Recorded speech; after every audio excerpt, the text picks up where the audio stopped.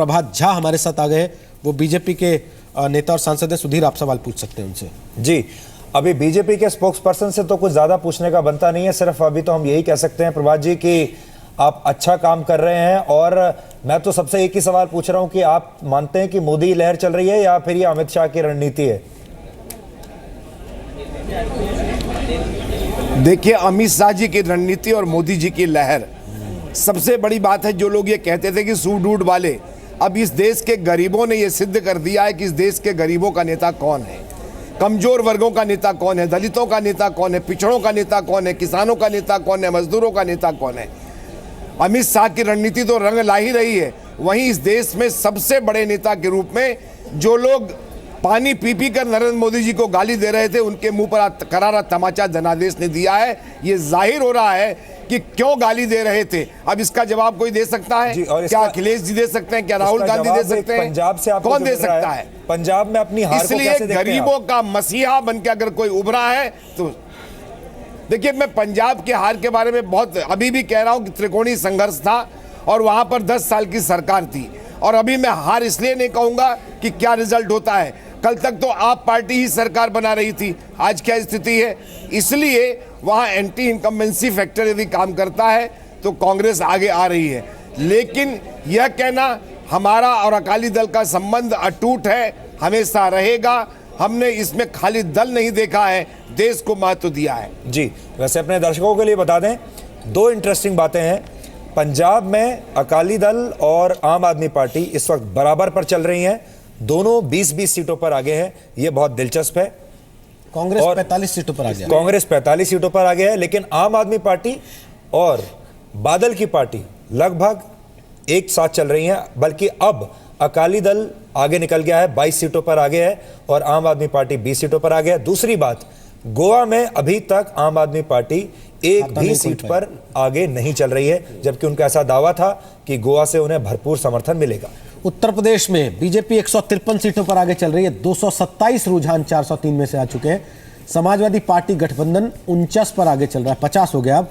और बीएसपी 23 सीटों पर आगे चल रही है। 232 रुझान में बीजेपी को 156 पर बढ़त, समाजवादी पार्टी को 50 पर, बीएसपी को 23 पर, अन्यों को 3 पर। उत्तराखंड के 50 रुझान में बीजेपी 41 सीटों पर आगे चल रही है, कांग्रेस 7 पर आगे है, बीएसपी 1 पर आगे है, अन्य 1 पर आगे है। मणिपुर के 9 रुझान में 4 कांग्रेस, 2 बीजेपी, 3 अन्य। और गोवा के जो रुझान हमारे पास आ रहे हैं उसके मुताबिक 12 सीटों पर 6 पर कांग्रेस आगे चल रही है, 3 पर बीजेपी आगे चल रही है, आम आदमी पार्टी का खाता नहीं खुला है, और अन्य 2 सीट पर। वैसे रोहित, ये भी हो सकता है कि अब आगे भविष्य में कांग्रेस पार्टी जो है वो छोटे छोटे राज्यों की पार्टी बनकर रह जाए, बड़े राज्यों से निकल जाए। डॉक्टर अजय कुमार छोटे छोटे आप पूछ सकते हैं उनसे। जी अजय जी, आपको ऐसा लग रहा है कि बड़े राज्यों से आपका एग्जिट हो रहा है और अब आप सिर्फ छोटे राज्यों में सिमट कर रह जाएंगे? हो सकता है मणिपुर में जैसे आप अच्छा कर रहे हैं, अभी आगे चल रहे हैं बीजेपी से, गोवा में भी आप आगे चल रहे हैं, तो छोटी जगहों तो पर तो ठीक है, लेकिन बड़े राज्यों में आप साफ हो रहे हैं। सिर्फ पंजाब से एक अच्छी खबर है आपके पास। उत्तराखंड में तो वो भी नहीं है। देखिए रोहित जी, ये स्पष्ट रूप से ये दिखाई देता है कि हम लोग को जो जितने भी संगठन है, जो भी बड़े हो या छोटे प्रदेश में हो, आप देख लीजिएगा कि अमरिंदर जी उन अगर प्रदेश के नेतृत्व मजबूत अगर होगी तो मुझे लगता है कि भारतीय जनता पार्टी को जो है अच्छी टक्कर दे सकते हैं। तो ये एक हम लोग के लिए भी, अगर ये यूपी और बाकी प्रदेश का अगर आप रुझान देखेंगे तो सबसे महत्वपूर्ण बात ये होगी कि जो प्रदेश के स्तर के जो नेतृत्व है वो मजबूत होगा, तो मुझे लगता है कि हर जगह जो हम लोग को सफलता मिलेगी। एक तो जरूर ये पंजाब में जिस तरह से अमरिंदर जी ने चुनाव लड़ा था और मणिपुर और गोवा में, तो हम तो ये नहीं कहेंगे कि छोटा या बड़ा प्रदेश, मुझे स्पष्ट रूप से जैसे राजस्थान हो या अन्य प्रदेश में आपको जो है प्रदेश के नेतृत्व को मजबूत करना पड़ेगा। और हाँ, आप राहुल गांधी को अखिलेश यादव के नुकसान की वजह मानते हैं या ये मानते हैं कि राहुल जी को अखिलेश यादव का साथ लेने से कोई फायदा नहीं हुआ?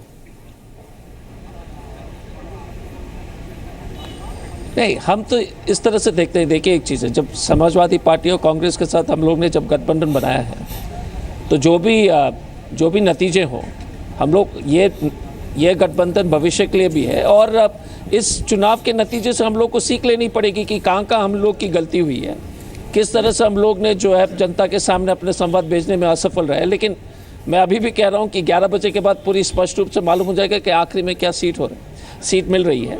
लेकिन अखिलेश जी एक बहुत अच्छे नेता हैं, राहुल जी और उनका जो है केमिस्ट्री अच्छा है। मुझे लगता है कि इसको आगे ले जाना चाहिए और इस चुनाव के नतीजे से हम लोग को सीख लेनी चाहिए, खासतौर से यूपी में, कि कहाँ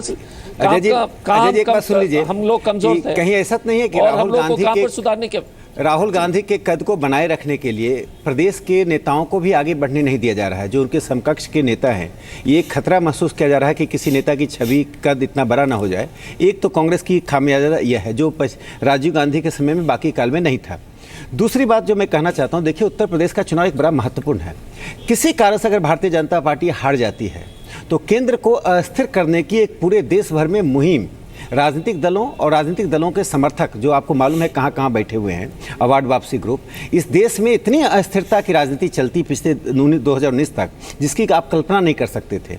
इसलिए देश के मतदाताओं ने उसको देखकर भी वोट दिया है। और पंजाब की बात मैं कह रहा हूँ, एंटी इनकम्बेंसी को नरेंद्र मोदी की शख्सियत ने कम करने में बहुत सफलता पाई है। यदि बीजेपी और अकाली अच्छा कर रहे हैं तो मैं इसका श्रेय केंद्र की राजनीति को देता हूं, जिन्होंने प्रदेश में जो एंटी इनकम्बेंसी था उसको कम किया। जी।